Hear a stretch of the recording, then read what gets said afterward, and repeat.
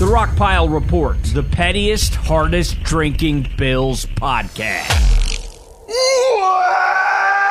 Welcome, everybody, to another edition of the Rockpile Report podcast. I'm your host, Bills season ticket holder Drew Gear. That's my producer, Chris Kruger. And we are here with the Week 5 preview, the Buffalo Bills at the Houston Texans. Chris, if we can take it from the top. The time, 1 p.m. Eastern Standard. The place, NRG Stadium in Houston, Texas. The line is interesting because it moved on certain sports books. The Bills have entered the game as favorites even despite Sunday night's game. And one sports book caught everyone's attention this morning because it moved 2 points, Chris. I want to say it was 2.5 points.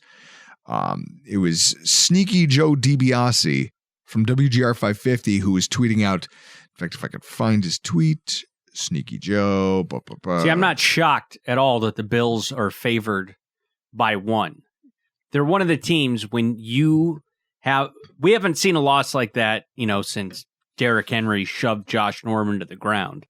That was the last time Buffalo was blown out. So I wouldn't want to play Buffalo this week because you get a pissed off Josh Allen. And I think Buffalo's the side to take from a betting perspective. I don't see McDermott losing this game at all. Well, I hope you're correct. It's going to be interesting to see how it lines up. Do we have a rebound in us? There's a lot of things we're going to talk about here tonight. But it is interesting noting that the Fanatics Sportsbook started out with the Bills being a 1.5 point underdog. And then this morning moved to mirror everybody else and put them as a 1 point favorite. Do you think that that's just one sports book with bad management? It's possible. And it's kind of funny to believe that such a thing might exist, right? Like there's a sports book that's willing to let you wager money. If anything, what this does is it makes me want to sign up for Fanatics just to wait for the next time they have a shitty line. Yeah, that could work. They haven't announced the referee assignments. Honestly, I don't really care. What I did care about, and the first thing I came in asking Chris, who all's going to see this game, knowing what else is on the schedule? I'm going to put this on the screen. Yes. I just take a screenshot for this so you guys can see this. Most of the country gets the game. If you're west of the Mississippi, you're going to get this game. Eric Harris out in Washington, listener, you're going to get it. EJ Snyder, bootleg football, you get it locally. Brett Coleman, Brett Coleman's going to be outside Sunday at 1 probably doing something because they have the sun and we don't. So he could watch the game. My aunt in Phoenix, she can watch the game locally. It's everywhere. And we had this discussion slightly. The other 1 o'clock window game on CBS that would be of interest is Baltimore at Cincinnati. And that's only regional to the East Coast, really. Yeah. In Baltimore and Cincinnati. It's interesting because you'd think, I don't know. I would think that it's a divisional game. Ravens coming off a big win. The Cincinnati Bengals looks like they're starting to turn a corner. Maybe they've got it in them to right the ship here. Maybe everything really is going to be okay. There's a lot of intrigue as it pertains to the AFC North in this contest. And so in that way, when you compare that to Bills Texans, I'm still a little surprised that Lamar Jackson, 2-time MVP, versus Andy Dalton versus Joe Burrow, Super Bowl Joe Burrow, somehow that game doesn't carry as much juice as Josh Allen and the Buffalo Bills against the Houston Texans. Well, it's that beef, Diggs and Allen. And that's what I was going to ask. That's the main reason why this is the premier game at 1 o'clock on Sunday. It's disappointing to a certain degree, but it's obligatory we talk about it. But there really isn't a whole lot of history between the Buffalo Bills and the Houston Texans, is there?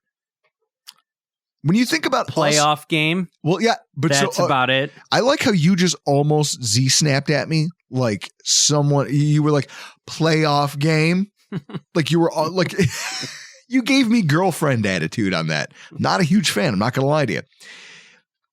It's just one of those things where our two teams just don't seem to have history that would create a real beef, right? You know what? I'm gonna have to fact check this in real time, but I believe that there was a game. I don't know. This just came to my head. I'm going to pull it up.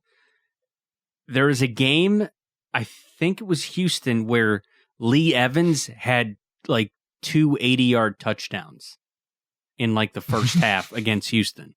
I'm going to have to double check that. Okay. So while you're looking for that, I mean, recently we've had the better of these matchups, I want to say. Like if we look at it, Buffalo Bills at Texans, what was that? What does it say? 31-24 in 2002. On down the line, 2021, we beat them 40-0. We lost to them in the playoffs, 22-19. We lost to them. Yeah. I think this is the game. Yeah, look at that. Lee Evans. Back-to-back 83-yard passes. Look at you. Mine's like a steel trap, and you just bury it under that shitty haircut. Yeah, I mean, you look at the wins and losses. We've won more than we've won about as many as we've lost over the years. But none of those games had anything in them that would produce any real animosity. I mean, even if you go back to that playoff loss, and this is always an interesting one that I like to ask people. When you think about what came next, the Bills, we get a touchdown stolen off the board by some unidentified guys in black jackets, and then we go on to lose the football game. And then the following week, the Houston Texans go into Arrowhead Stadium and have one of the most hellacious football games I've ever seen with my own 2 eyes. And because I'm a bad person and I'm petty, I loved every second of it. Like I rolled around in that game like a dog that found something terrible in the yard. I remember we had a couple of our friends, Mike and Melissa, come over. They brought their kids, it wasn't a party. It was just, hey, let's have some people over and we'll have some beers and let the kids play together and it'll be fun.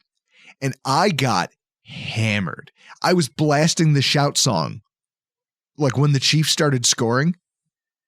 And everyone's like, what the hell's wrong with you? I go, you don't understand. This is cathartic. To watch the Texans take a 21-point lead. 24. So, well, no, because it was 24-0, 24 unanswered. And then in the process, go from there, they got outscored 51-7 for the rest of the football game. 51 points. They scored so many touchdowns that the pyrotechnic crew, like the message came out on the Jumbotron after a while. And they said, we're sorry to report, but we have no more pyrotechnics. We can't shoot fireworks for touchdowns anymore because we literally ran out of them. Chris, I don't think their franchise ever really recovered from that. I think like that was the game that broke the Deshaun Watson Houston Texans. Well, it did get better because they got rid of Deshaun and Bill O'Brien. Sure, but realistically, that iteration of what they were just died right in front of us. I mean, it was like that scene in The Walking Dead when, who's the character who plays Negan? Oh, you don't watch the show. Google it for me. The actor who does a phenomenal job playing Negan in The Walking Dead is kind of walking down the line and he's picking out, what do we got there, Chris? Plays by Jeffrey Dean Morgan, who's a great actor, just a phenomenal actor. And he's walking down the line just figuring out who he's going to just absolutely beat to death with a spiked bat. And you just get to have to like watch it happen on TV. It was that jarring and it was that vicious of a game where you go, man, this thing, if I'm a Texans fan and I watch that, I have to assume that they're just stumbling around as a fan base, just hammered in the third quarter, kind of like that guy in Saving Private Ryan, where his arm's blown off and he's still trying to pick it up off the ground because he doesn't realize what just happened to him. I have to imagine that was most of the Texans fan base. And in that way, I think that moment removed a lot of the animosity I had for them. Not only because it was cathartic and it kind of put us, it's like, hey, remember how you know how you feel bad right now? Now we can commiserate on this. I'm not mad at you anymore. But also it almost feels like they took a bullet for us, doesn't it? Oh, yeah. What do you think I would have been like in the middle of a game like that? If that was happening to the Bills, 24-0, and then we let 51-7 the rest of the way. You would have gotten like internet famous for physically ripping your television off the wall. I could have seen that. I could have said, because this would have been on at your old house, Yep. which it's less than a mile from me, because you had two TVs. You would have ripped one off the wall and then smashed that TV into the other TV. Then you would have no TVs. I can see a universe where I'm a trained person right now. I'm not married anymore. There's no podcast. It's just me living life one boxcar at a time, just working my way across the country. After a game like that and enough whiskey, I could absolutely see that being the thing that just drives me straight to homelessness. So in that way, thanks, Houston. Cheers. We appreciate you taking that one for us. But so there's really not a lot of juice between our franchises, except there's been one narrative that has dominated the summer. It's dominated the offseason. There's questions about it now. It's going to dominate mainstream media the next 2 days. It will be the talking point of the football game. Not the fact that either team is, essentially pretty much in control of their divisions, right? Yeah. Like the Texans look at 3-1, very comfortable on top of the AFC South. The Titans don't look particularly impressive. The Colts, they can't figure out if they need Joe Flacco. They probably do. You can't keep getting injured like that. Like, when is Richardson going to learn to slide, for fuck's sake? Richardson needs to learn a lot of things. But that's what happens when you take a guy who's only started 15 games and put him in the NFL. Do you know that about him? Yeah. 15 starts? Straight to the NFL. That's a good idea. Doesn't know how to slide. Can't really read shallow crosses or anything in the center of the field. It's just a really tough time. He's Trey Lance if Trey Lance had been allowed to play right away instead of just getting hurt all the time. So Houston looks pretty comfortable in their spot, as do the Buffalo Bills in their own divisions. And there's this, that should be the conversation. Like, hey, who's next? Like, out of these teams, which one of these two deserves to be in the conversation as team 1 through, team 2 through 4 in the AFC? And yet, that's not the narrative is the Stefon Diggs revenge game. And I guess we have to talk about it. I have no animosity towards Diggs for not being a member of the Buffalo Bills this year. There exists a world where the current approach that we've just been applauding the Buffalo Bills for over the last 3 weeks doesn't exist if Stefon Diggs was still wearing a Buffalo Bills uniform. True. And I think that that's okay. I don't think it means he's washed. I don't think it means that he's a bad player or that he was overpaid. I think we fired a coordinator, brought in another guy as a stopgap option mid-season, and he had different ideas that worked.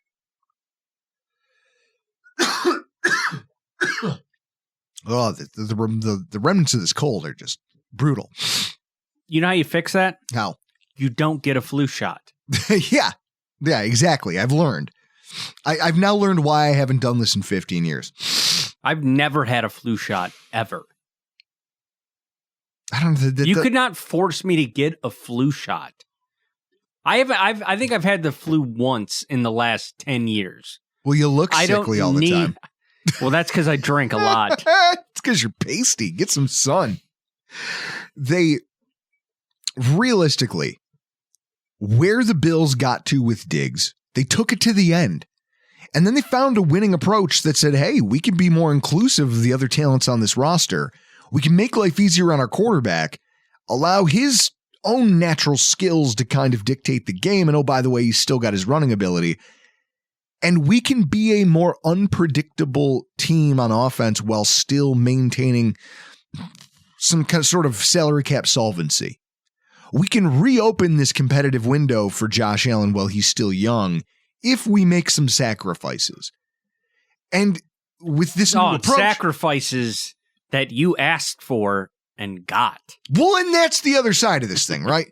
So if you're trying to be like, I don't know where the animosity that people have for this is coming from or where it's supposed to go. We found a new approach that was not only going to fix our cap issues, but then is that you started to see at the beginning of the season, It can work in the right circumstances against the right teams. That doesn't mean you're going to be perfect. This is still 2018, like a redo of it. Except our talent floor is so much higher than it was then. That's what you're seeing. We've intentionally lowered our talent floor to get cap solvency, and we're still worlds better than some football teams in the NFL. That should speak volumes to the coaching and the talent on the team. But that's not the story. The story is you have a receiver who didn't like the direction things were going, wasn't happy with the reduced role. And when you look at the timeline and the way things played out, I'm pretty sure that Curtis Samuel would not have been where you spent your money as a franchise if you knew that Diggs was serious and he was going to dig in his heels about wanting a trade. Like, I don't think you would do that. I think you'd be a little bit more aggressive, maybe chase some different skill sets. Because they brought in this guy early in the free agency cycle, and it very much felt like he was going to be your wide receiver 2/3. Like, oh, cool. We'll have Diggs, Shakir, Samuel, maybe draft a rookie, and things will be fine. Like, that's a good wide receiver chart because we still have Diggs. Diggs forced his way out of here. He didn't want to be a part of this. And no matter how you paint it, he's a guy, it still will be painted that the organization didn't get him and that he wanted to go somewhere that seemed like they were serious about winning and all kinds of things. And that very well may be true. It doesn't make it the truth, though, right? Like, you have both sides of a story and the truth usually lays somewhere in the middle. Yeah. You also look at an older wide receiver who very much seemed like he was struggling to find ways to contribute on the same level that he was in the past.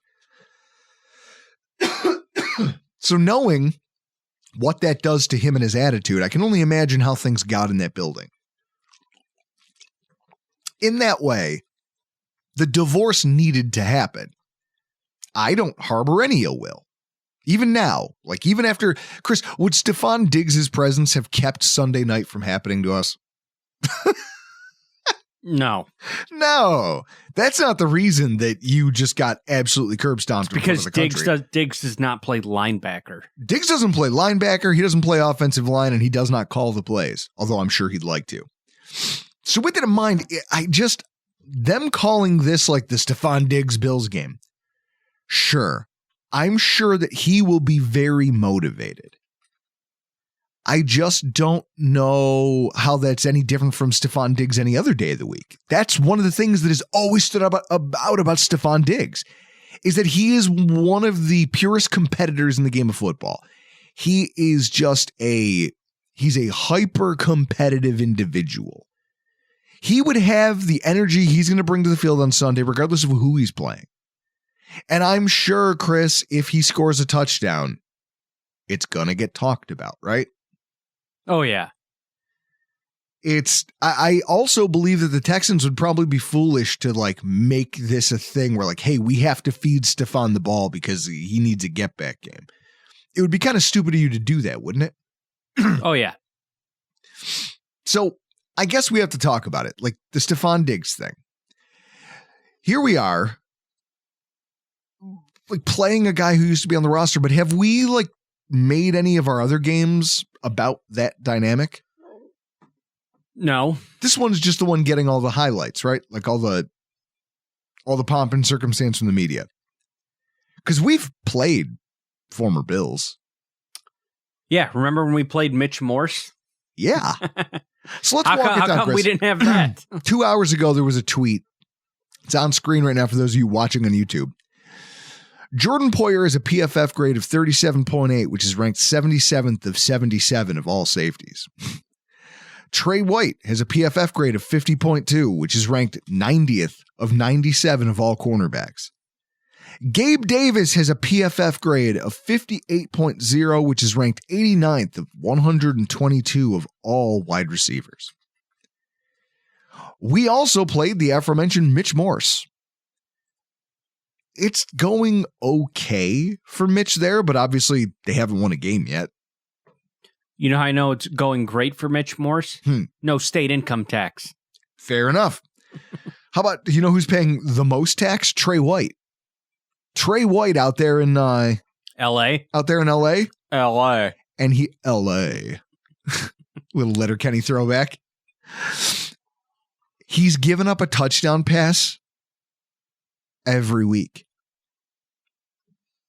Yeah, it goes back to what did I say? He's given up a touchdown pass in every game. Did I say it last week or the week before about New England's ability to get off guys at the right time? The Richard Seymour trade. They got a first rounder from Oakland, and then he retired like 2 years later. Mm-hmm. Getting rid. I mean, it's worth it for the cap savings to get rid of Trey White. Even Tyrell Dodson. Awful. Even Tyrell Dodson. He's having an okay season as a linebacker for the Seahawks. But last week, they abused him. Right? Jared Goff and Ben Johnson picked on Tyrell Dodson for an entire game.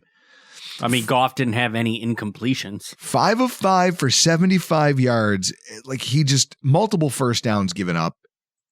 Just took advantage of him. And that sucks, right? But these guys aren't here anymore, and they're not my problem. And Stefon Diggs isn't here, and he's only my problem for this week. I don't know. You can do what you want with that. I don't know what to tell you. And I think that even Diggs, if he could be honest about it, would probably tell you that maybe this whole thing is a little overblown. Maybe. I think you would get that from Josh and Stefon. I bet you you're gonna. I bet you're gonna see pregame. They seek each other out and have a little like, "Hi, what's going on?" Because to them, it's not serious. To them, this is business. This is what we do. We go out here and we play hyper intense football. Who's? I mean, would you say Josh Allen's probably the purest competitor on our entire roster? Oh yeah. Okay. Stefon Diggs and like they shared that. That's what made them such a good. Like that's what gave them so much synergy when he was here. But the coaching staff didn't get Stefon's. Sure. Do you get along with all of your coworkers? Definitely not. Yeah, exactly. So it's this thing of it's just personalities and dynamics. And in that way, I will tell you, this is going to be much ado about nothing. I will tell you Monday night at work, because I'm in a new department at work, I still don't know everyone's first name. Especially like the shift that I work, I think I know like one person's name. Well, you don't speak to people, so you have no correct. people skills. No, it's not that. It's when you go into a new department at work, you just don't want to socially insert yourself immediately to where you become annoying to everyone else. I'm not kidding you. This kid looks like Sideshow Bob from The Simpsons with a crack problem. He's like coked out of his mind. And he was like the first person to like say something like, dude, this Port Authority strike is that's gonna weigh on us. But he's just by his look that shouldn't be coming out of your mouth, that you read the news. So maybe you look like Sideshow Bob from The Simpsons. Maybe the problem is you're so judgmental that you don't allow yourself to open up to like you're constantly judging everybody, which means you're also judging yourself too harshly. Yeah. Ipso facto, you could have a lot of great interpersonal relationships if you just weren't such a prick all the way around. Correct. Both internally and externally. Yes. But my friendship card is full. I cannot add any more people. I'm still amazed when you tell me like, oh yeah, no, I went out to dinner with some friends of mine from hockey, and I go, what friends? What friends? What friends do you have that I don't know? No, they're all family. This is it. Like this is my point. I love you. So in this way, this will be the narrative that dominates everything, even though it shouldn't. And I guess since he plays in the offense, it's probably the best place to start looking at the Houston Texans, because the question is, what are they? What are we getting into? See, Chris, if you want to go up and pull up their box scores from the season, Pro Football Reference probably is my favorite. Just like Houston Texans Pro Football Reference will have all their box scores and their yardage totals and everything right there. So if you go there and you take a look at their 2024 season and you look at what they've been so far, they're 3-1. They're on top of the AFC South. That's great. Wonderful things for them. At the same time, it's not like they've run away with it. Any of their games. Chris, take a look at their average margin of victory. Here, I'm going to pull up the Chicago box score because I'm going to look at this in the same way as Sean McDermott becoming Bills head coach and evolving. Because you have D'Amico Ryans, defensive guy. This was a Sunday night game against the Bears. You would expect D'Amico Ryans, with all his defensive acumen, to be able to take apart Caleb Williams and the Bears, and they have a complete game plan to blow out a rookie quarterback, and they don't do it. They have. I think every week I've been this is where Houston offensively takes it, and they're going to blow somebody out, and it's going to put C.J. Stroud on notice, and I haven't seen that yet. It's interesting because they have pieces, right? They have Stefon Diggs, who, if you play fantasy football, he's doing pretty well. And then you dig into some of the statistics and you take a look and you say, okay, he has 2 touchdowns in the season and they both came in the opening game of the year. And then you look and you say, wait a minute, if we look at his deep passing, he has none to speak of. You know, he really kind of hovers around 40 to 70 yards a game. It's not like he's a non-factor. You know, they target him about 6-7 times a game on average. What's interesting is the one game where they did make Stefon Diggs the focal point of the game. 11 targets, 10 receptions against the Vikings. He put up 94 yards, and they also got destroyed because they tried to run the offense through Stefon Diggs. And when you start to look at the depth chart and where he's catching his passes, that's where it gets interesting because, and Chris, we'll take a screenshot of this and put it on screen for everybody so they can see it. But when you go to PFF and you look at the receiving depth for Stefon Diggs, there's some interesting numbers here.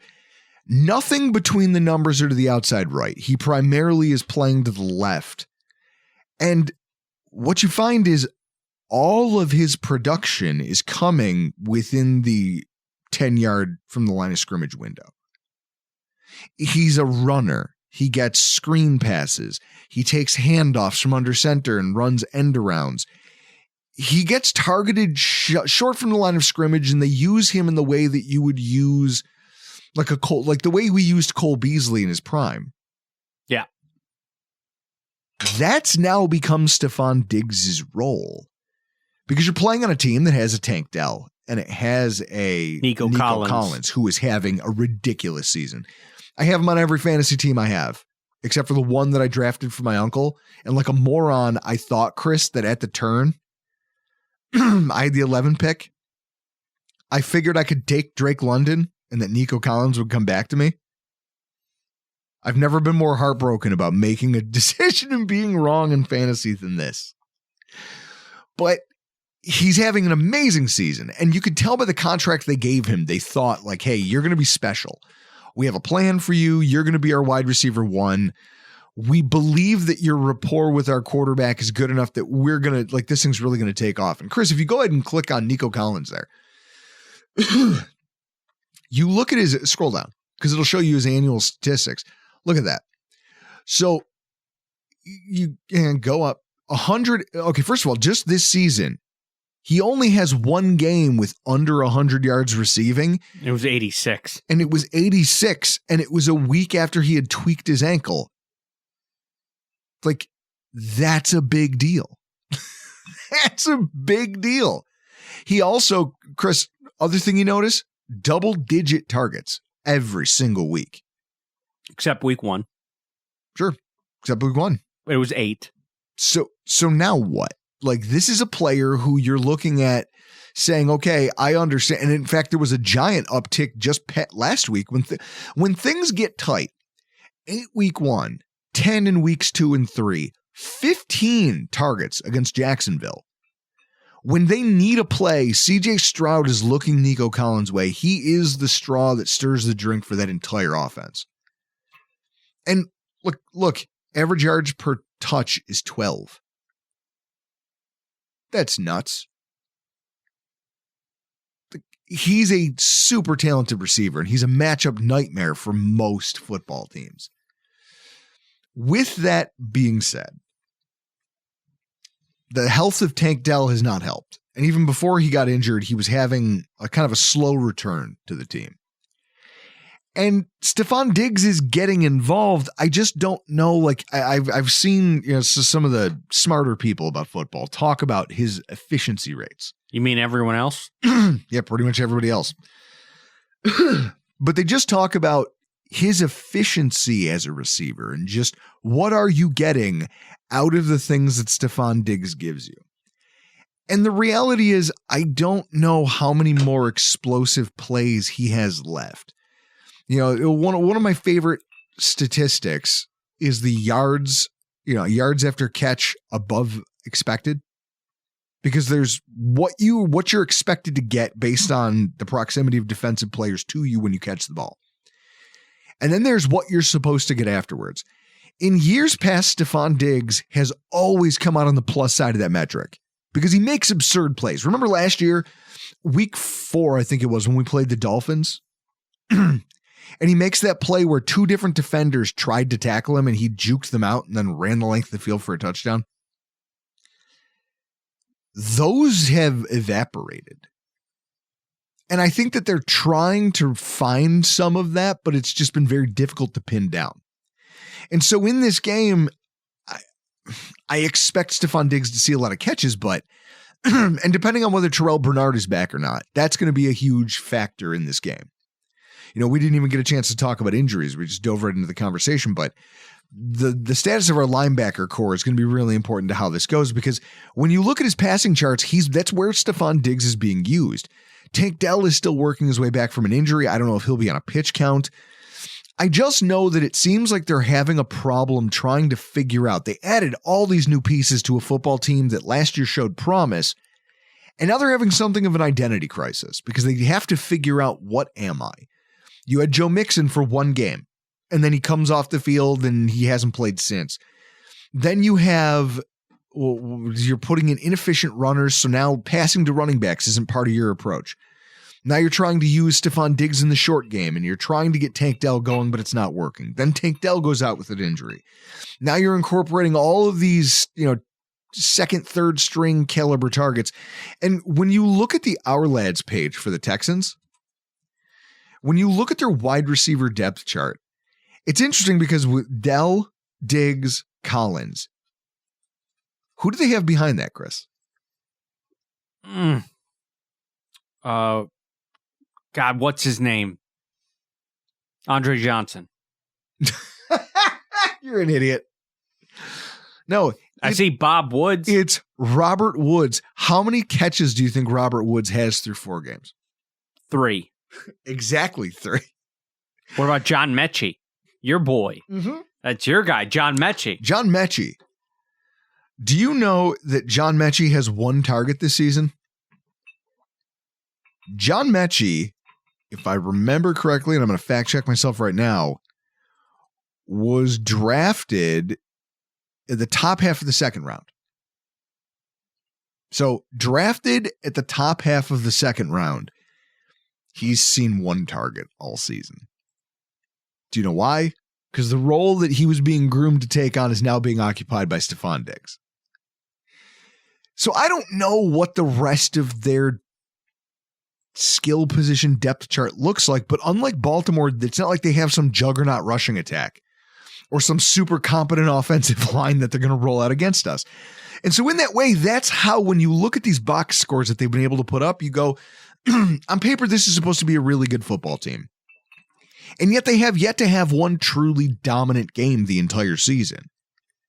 Now, there's some wrinkles in there and some caveats as to why that's happening. First of all, do you know that they lead the NFL in penalties right now?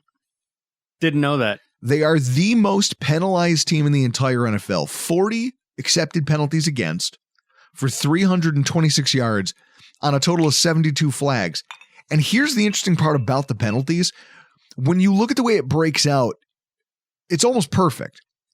16 of them have been on the road and 24 of them have come at home in front of their own fans. So it's not even like you can say that crowd noise was a factor. Because realistically, crowd noise, when you think about that, it has defensive connotations, right? Yeah. You'd say to yourself, hey, if my team is getting all these pre-snap penalties, like right now, they have 17 offensive penalties in the last 2 games, and they lead the NFL with 11 false starts. This is why, Chris. You asked the question, why can't their offense seem to get off the blocks and blow teams out? Especially teams like the Bears, who they have an okay defense, but they're not good. The Jaguars. How did you find yourself fighting, having to stave them off down the stretch? Well, this is how you do it. Their offensive line isn't great, and they absorb a ton of self-inflicted damage. And it's not like they had one game that spiked the statistics. It's pretty clear across the board. Like I said, in just the last 2 games, 9 and 8 offensive penalties, whether it's illegal shifts, pre-snap motion, and the offensive line's a huge part of that. You know, they have a left guard named Keon Green, who is an absolute liability in this way. He was flagged. Houston got flagged 3 times for an ineligible man downfield. He was responsible for 2 of them within back-to-back drives. He's also given up against the Jaguars, 9 pressures, 1 sack, and 8 other hurries. Not exactly a stellar performance. No. You go to the other side and you look at Shaq Mason, former Patriot. 2 sacks allowed on the year. He struggles when asked to create creases in the run game. None of the offensive line grades well in run blocking. And some of that might be because, I imagine how hard it is trying to block for guys like Joe Mixon. Joe Mixon isn't a burner. He's not a physical running back. He's physical at Zaxby's.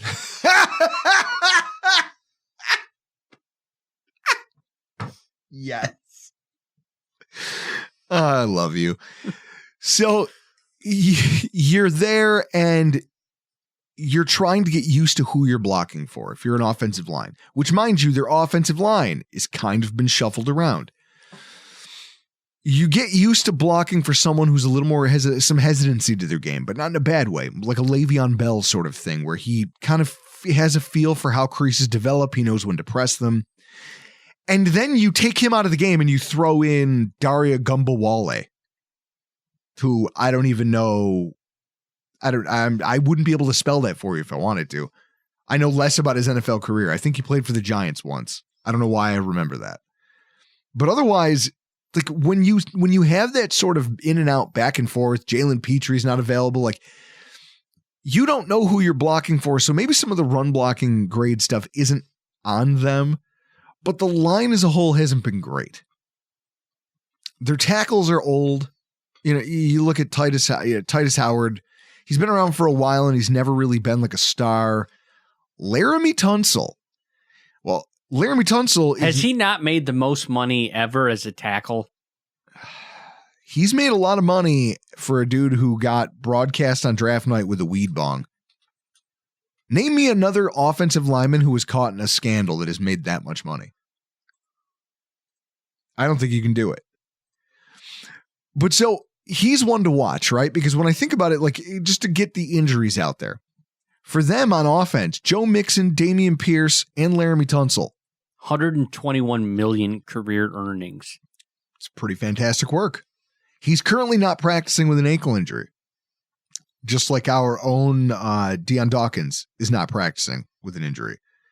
So, I don't know. It's something to keep an eye on, right? Because their offensive line already isn't doing well. And if this injury to Laramie Tunsil does force him to miss some time, if he doesn't play in the game or if he's limited at all, it goes a long way towards mitigating some of the issues that the Buffalo Bills are going to have here. And that we saw last week when it came to trying to get after a quarterback. Then, from a skill position standpoint, I think we kind of understand what they are. They like to attack downfield with Nico Collins because he's a size mismatch and a speed mismatch and a physicality mismatch for a lot of cornerbacks. I think that Christian Benford and Douglas present an interesting challenge for this team. I do. See, I would ask who goes on who? Who takes Nico? Who takes Stefon? Well, I think it's a feeling out process, and I think that maybe it's one of those things where you wait and see. Maybe the concept would be you put Benford on him early, and then if you need on Nico, and you just see what they do. You see what they do elsewhere on the field. You put young guy on young guy, old guy on old guy. Well, no, because then because they're probably going to operate Diggs out of the slot. That's probably how this is going to work. And if not, he'll be working from the boundary, but in towards the center of the field. So then maybe it makes, depending on how that goes with Benford early, maybe you put Douglas on him specifically because the physicality of his play might help stymie some of what he's getting. But realistically, Chris, I still think Nico Collins has 100 yards this week. The question is, can you limit the damage everybody else around him does? It's the old Steve Nash thing. I'll never forget this team let the Steve Nash and the Suns get, I remember him scoring like 46 points in a game. And then the rest of the team only chipped in like another 30. And so they lost scoring less than 80 and the other team had 96. And the game was never particularly close. We can live like that. If that's what we do, we just say, look, let Nico Collins have the game of his life. Let him have 150 yards and a touch. We just make sure nobody else gets off. And if we can control that, then we can control this game. It's McDermott's first game against Stroud, and it's going to be very interesting to see how he approaches this challenge. And I think that battle on the outside is going to be really important to how that goes. But the offensive line is obviously going to play a huge role in that, whether or not they can take deep shots if we don't allow those 5-step drops to materialize. Then you take a look at the defense, right? Because I think in the rushing attack, we're not going to have to worry about it. And I think that the Bills' run defense is due for a move back to the mean after what we saw in that Ravens game. Now, when you take a look on defense for what they are and what the Bills are going to see and where I think we have some matchups that might favor us, they are one of the best slot teams in the entire league. They just are. They've got some really good safety play. They've got some good corner play. Derek Stingley Jr. is their best cornerback, but they're getting decent cornerback play in the center of the field. And it's just teams have had a really hard time beating them there. And so in that way, a part of me wonders if 3 wide receiver sets, like 11 personnel, might not be the best concept for a game like this. Because if you look at the rest of their chart, their depth chart, and just kind of some of the statistics around there, I think that there's a lot of hay to be made. Kamar Lassiter, he's one of their outside corners. He's made a couple clutch plays here and there, but he really lacks foot speed. Like you can see both on film and just in the box scores and the statistics, why draft pundits were a little bit down on him. And he's gotten really roughed up by opposing wide receivers. Like that's just a thing that's kind of been plaguing his game since this. DeMeco Ryans has had to make moves and adjustments, right? So last week it was Brian Thomas Jr. just making play after play after play on this Kamar Lassiter. So then DeMeco Ryans had to move Derek Stingley off of his assignment to go shadow him around. And that seemed to stop the bleeding in that regard. And it's a shame on the Jaguars that they weren't able to find another matchup that they could get to that they could win, considering how much money they're currently spending at wide receiver. But I think it's more of a Jaguars problem than it is a... Correct. Then you've got Jalen Petrie. And I think that for a team like Buffalo, the matchup with him could be advantageous because, again, they seem matchup dependent at the cornerback position. Both of these guys struggle. They struggle, and their coverage units as a whole in the front seven aren't good either. You look at their safeties and linebackers. Their safeties and linebackers are hemorrhaging yardage when targeted. Yep. I think that it's a real problem for them. And so even though we don't have upper echelon wide receiver talent, I think we have enough that we can still make a solid offensive game plan between our running backs. We've seen Ty Johnson getting involved in the past when we felt the need to augment speed at the wide receiver position for specific packages, specific plays. I think that this is a game where that's going to be something Joe Brady's going to have to be in his bag in that regard. He's going to have to use the entire depth chart in order to get to matchups that we can win. Especially if Khalil Shakir can't go with that ankle injury that he sustained. Oh, I didn't know that he came back in the game. Yeah. I didn't know that was still an injury issue. He left in a walking boot and he didn't practice today. So it'll be something to monitor throughout the course of the week. When you look at the rest of their defense and you get to the defensive line, right, they have a ton of pass rush talent. That's the thing I think most people look at. When you look at a defense, don't you look at their pass rushers? Yeah, you got to start with Will Anderson. Yeah. Will Anderson and Danielle Hunter are great. They get a ton of pressure production. They do a lot for their team. Will Anderson, I believe, Rookie Defensive Player of the Year. Maybe.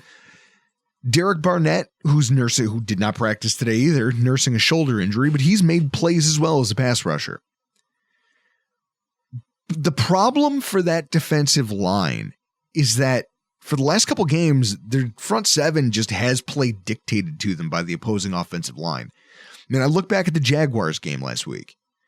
They had 8 runs for 5 or more yards, the Jaguars did. 5 of them went for double-digit yardage off right tackle and off right guard. 58, 22, 16, 13. They found ways to get chunk yardage on the ground. And that's a Jaguars team that's, Chris, we saw what they were. You're trash. I think the problem, and this is a dynamic that Danielle Hunter and D'Amico Ryans both talked about in press conferences separately this week. They've been lining up at defensive end really wide. It's a thing that they do at defensive end to try to help them get to the corner faster. It helps tax the tackles. The tackle has to kind of come around the pass protection arc faster in order to get. I think it was who was it who used to run the wide 9 defense? I think it started in Detroit. Jim Schwartz, who was here. Wide 9. We ran it when he was here. It's not quite as bad as the wide 9, but they line up wide. And they're very good at creating pressure and the sack production hasn't been there yet, but they're getting there. The problem is that they're not getting the support from the interior defensive line, and they know it. And what they're doing is they're getting gashed in the middle of the field, whether it's on slip screens, off, a check down that the quarterback realizes, hey, my tackle's about to get beat. My running back's right here. I'm just going to pitch it to him. But those defensive ends are already so far upfield that either the running back takes off or it's just a quarterback run. They just get out of the pocket. Who does that better than Josh Allen? No one.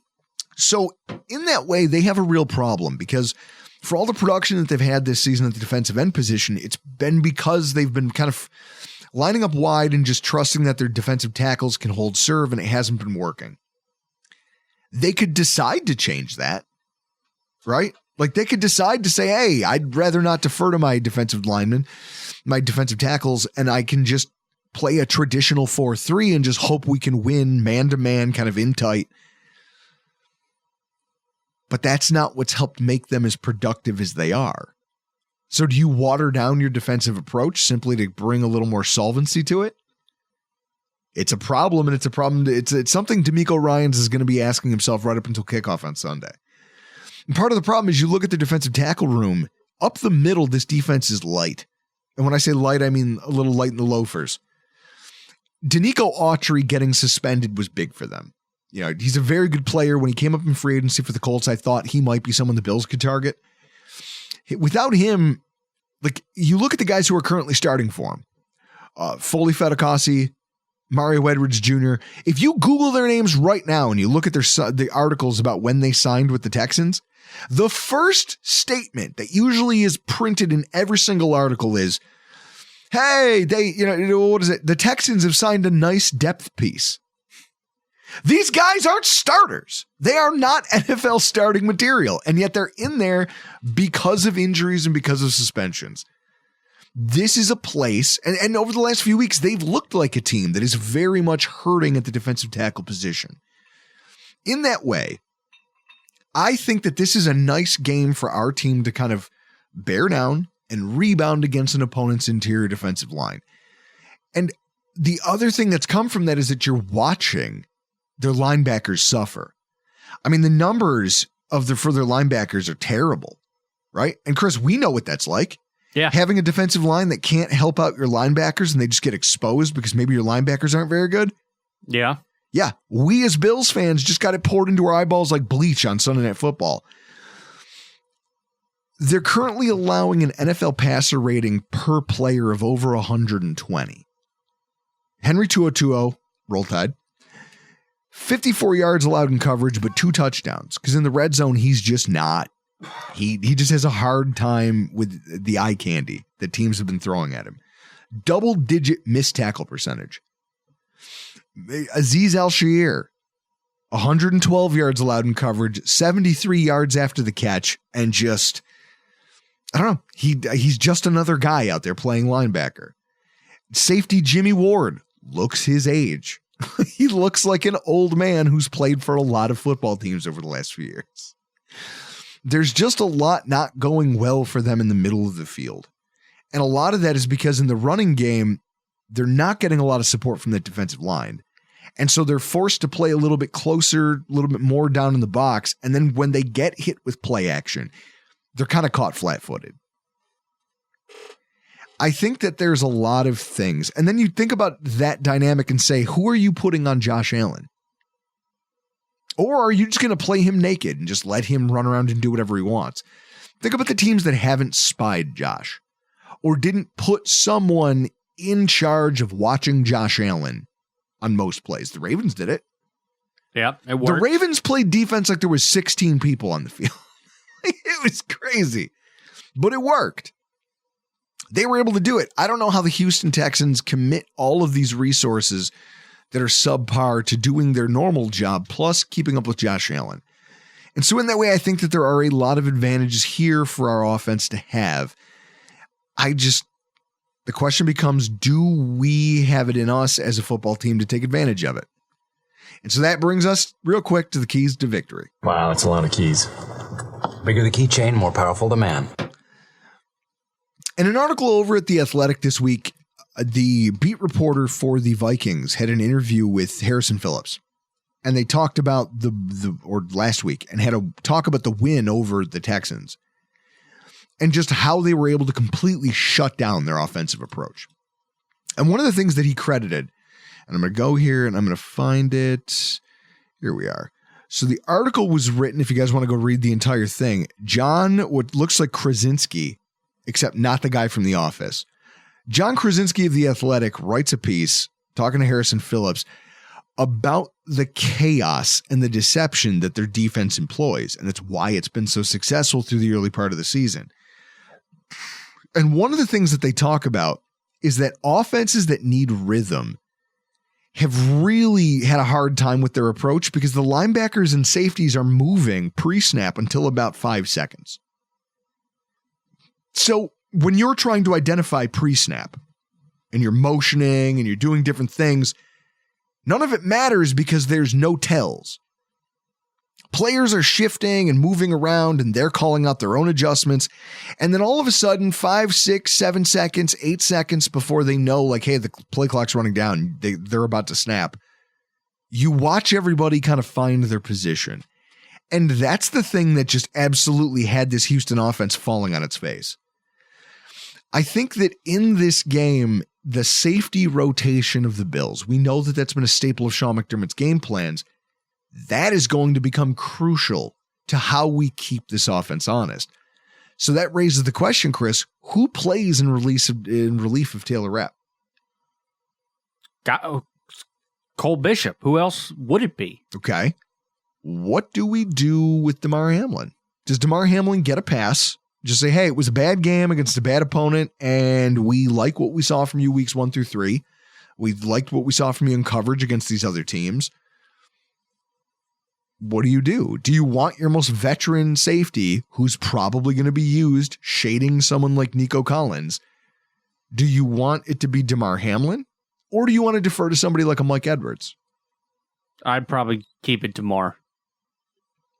And what makes you say that? I'm just curious. He's been here the whole time. Okay, so he's been here longer than everyone, so he has a better understanding of what McDermott wants out of his player. It's a fair answer. All right, I'm incredibly intrigued to see what they do with our safety rotation. Whether and where they play Jamarcus Ingram. Is this a game where they lean into more of a dime look and say, hey, we want Jamarcus? Maybe that's the solution to some of this. They say, look, we're going to bring in Jamarcus Ingram. We're going to play more dime. And we're going to, when Stefon Diggs is playing from the slot, we're not going to move Douglas and Benford around. Instead, we're going to put Jamarcus Ingram on him in the slot and let him play a really physical game against him and see if we can't frustrate him a little bit. I don't think Teron Johnson will be available for this game. I think Terrell Bernard will be. It's just there's something there for the Bills that if they do it well, I think it could go a long way towards slowing down the Texans' attack. We also have to attack those linebackers and manipulate them with pre-snap motion. Get back to playing the type of football we saw. Like, Chris, they didn't run pre-snap motion at all against the Ravens. We just lined up and snapped it.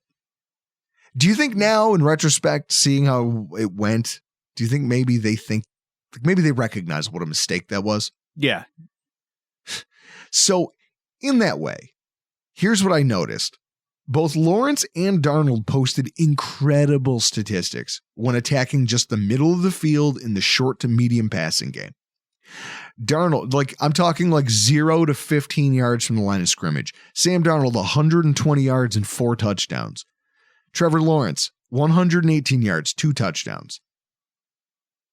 Those are solid statistics. And those statistics, their completion percentage off play action in that area of the field was incredible. So I think that this is a team that's going to have to commit bodies to keeping an eye on Josh Allen. And I think that you could go a long way towards maybe a couple designed quarterback runs early in the game to put that in their defensive coordinator's head. And then bringing in play action and really kind of leaning on attacking their linebackers. And God help them if they decide to try to be aggressive. The blueprint's out on the Buffalo Bills. We just have to blitz and then simulate pressure and drop into coverage. They're not the Ravens. They don't have Roquan Smith they don't have these guys. They've got 2 painfully mediocre linebackers. And in that way, I think that there is going to be opportunity for the Bills to operate a much more. I think everybody right now feels a little tight about this offense, rightfully so. But I believe that you give it a drive or two in Houston and we're all going to be able to take a deep breath, because as long as the team maintains its composure, they should be able to come out and orchestrate a pretty solid offensive showing against this team. I don't think big plays will be there. I think they're disciplined enough not to get beat deep in the passing game. But if you're okay with 7, 8, 9 play drives as an offense and you're willing to be patient, you're willing to make all the small plays. If you're Dalton Kincaid, that drop against the Ravens that just immediately put us behind. It's an easy pitch and catch. You catch that pass for a first down. Maybe that giant run from Derrick Henry never happens. Yeah. Clean that aspect of our approach up, and I think that we are in line for a day where the Bills can just control the flow of the game because their defense lacks some of the things that you need to be able to do in the center of the field in order to really dictate play to your opponent. That's it. That's why I'm not overly worried about this game. And I sure as hell, and maybe that's just because of the recency bias of an absolute bloodbath. I'm well, this can't be that bad. No. But the one thing that'll guarantee it is if everybody just maintains their composure. And that's the final key. At home, the Texans are one of the league's most undisciplined teams in terms of their defensive play, in terms of penalties, and in terms of offensive line performance. The Bills got to take advantage of this by not also showing up and playing like they're a deer in headlights. Okay, we're not on prime time anymore. We're not on the road in somebody else's house in the AFC North, where for some reason when we travel, Chris, primetime away games, I feel like we've done worse than we remember in the last year or two, haven't we? Like there was that Jets game last year. Yeah. What other games there? I'll pull it up. You pull it up. They've got to, first of all, they got to limit their own pre-snap penalties. And they also have to find themselves on the defensive line. They got to find some confidence, right? You can't go another game where neither one of your defensive tackles posts a stat. That's embarrassing. This is a game where you can feel comfortable that the game, like this opponent can't do to you what Patrick Ricard and Derrick Henry did. They don't have that level of talent at running back. Cincinnati last year was a primetime game. Denver was a primetime game that we lost. I'm talking about on the road. Cincinnati was on the road. I know. Jacksonville, not necessarily prime time because it's at 9:30 in the morning, but you're also a standalone game. You're the only game happening. And that was in Jacksonville's other backyard of England. Yeah. You as a defensive line have to find yourselves, right? I don't know what it takes, Chris. Going to what do you do? One of those float tanks with Joe Rogan after a performance like that? If you're Ed Oliver, do you go ride your horse? Go find a quiet field somewhere. What's a float tank? Never seen a float tank? No. Oh my God. They have to find themselves, find that aggression that, Ed Oliver needs to go find the aggression that made him such a standout in that Miami game, or that allowed them to wreak havoc on the Jaguars. Go find yourselves again. Okay. Regroup. Show us that you have that to you and that this one game didn't just break you, and that Von Miller's absence from the lineup isn't all of a sudden going to make you all fall apart. And then also on Josh Allen, that stoicism that he had at the podium after the loss has to show that he can bring that to the field, right? And that this isn't that just all of the problems with this team and all of our warts isn't something they're going to sit around and marinate in like an old man in the bath, and that they can brush it off, come out here, and between him and Joe Brady, orchestrate the offense we've seen them prove that they're capable of orchestrating. If they can do this, then I firmly believe that they will be in this game until the end.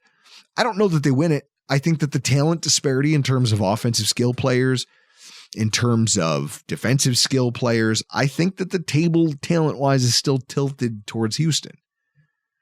This is one of these games where your coaching staff has to find their composure. Say, listen, you guys came in with a bad game plan and got kicked in the teeth. Now what? Sean McDermott, Joe Brady, Bobby Babich. In fact, if anything, Bobby Babich and Joe Brady could probably learn a thing or two from Sean McDermott. Sean McDermott's a guy, Chris, how many times has he had that type of game where you go, we as fans, we thrash and we flail and we talk about how we'll never recover. You become the guy from Tiger King. I will never financially recover from this. Except we're not talking about money. We're talking about emotions. We come off a loss that's just so demoralizing, and they just crank off a couple extra wins. They're like, we'll win the next one. And they do. Or they go out and Sean McDermott, the original skid. Remember the 3-game losing streak in 2017? Yeah, it was the streaker. The streaker. And he benches his quarterback and puts Nathan Peterman in. And that blows up in his face. And he says, okay, we couldn't have a more embarrassing game. Like, this is the end. This would kill most coaches. And Sean McDermott somehow won the locker room back that year, went on another win streak, qualified for the playoffs. I think that these coordinators could learn a lot from Sean McDermott's shitty history as a coach, in the sense that there's somebody, Chris, it's almost like I could see them like that scene in The Office with the raises, where Michael and Jim are co-managers and they can't figure out how to get everyone well, we only have a little bit of raise to give out. Do we give everyone a tiny raise evenly, or do we give it to whatever and then they just piss everyone off in the process? And so at one point, Michael runs across the office and everyone's screaming at him. And he goes into his office and he comes back with 2 coffee cups and it just has tequila in it. And he sits down in Jim's office and he hands him one. And he goes, I used to have to do this alone. And he suddenly realizes the value of having a co-manager is like, oh, these things that suck and are terrible, I don't have to do them by myself. I can picture Bobby Babich and Joe Brady and Sean McDermott all sitting around in his office, each one of them with like a single finger of whiskey in a glass, just looking at each other in their chairs on Tuesday and Sean going, I used to have to sit here by myself and have these meetings. This is kind of nice because we're all in some deep shit. Like everyone's mad at us. It used to just be me. I think that Sean McDermott can help these guys as coordinators craft better game plans and come out and learn how to kind of shake off the shell shock and emotionally rebound and get up for a game that has sizable AFC implications. I mean, let's talk about what's at stake. You've already lost to one of the teams that will probably be in the hunt for a top seed in the AFC. You've got games against the other 2 still on your schedule. The Kansas City Chiefs, and you've got this one in front of you in the Houston Texans. Regardless of what the rest of your record is, you can't call yourself a qualifier for the top 2, 3, 4 seed if you don't take care of these types of games. If you lose this game, it's still not the end of your season. But now what you've done is you've put 2 people kind of in the driver's seat ahead of you for any sort of seeding purposes in the NFL playoffs. And it's still early. We have no idea what fresh horrors await us as the NFL season goes on. And so in that way, I think that this is the time of the year when if you have these opportunities, you have to stack wins on guys who you think are contenders now, because that one throwaway game might matter a whole lot later down the road. At 3-2, Chris, the Bills will still be doing better than like I said, I called them 3-3 at the beginning of the year. If they were to go to 4-1, I'd feel pretty good about us seeing another 5-2 season, which Sean McDermott seems to have a habit of finding his way to. If we fall to 3-2, it's not the end of the world. At the same time, you now know, like, okay, our road to getting a top seed just got that much more improbable. And that's only going to get worse as time goes on. So it's not like there's nothing at stake. I just want to see them go out there, play a competitive football game, and show us that the thing that we saw for the first 3 weeks wasn't just smoke and mirrors. It wasn't just right place, right time. It's that they do have the coaching and the tools and the talent where necessary in order to go out and still be a highly competitive football team every single week. I'm looking forward to it. I can't wait to see it, but for tonight, we got to get the hell out of here. I'm Drew Gear. That's Chris Kruger. And this has been your Houston Buffalo preview.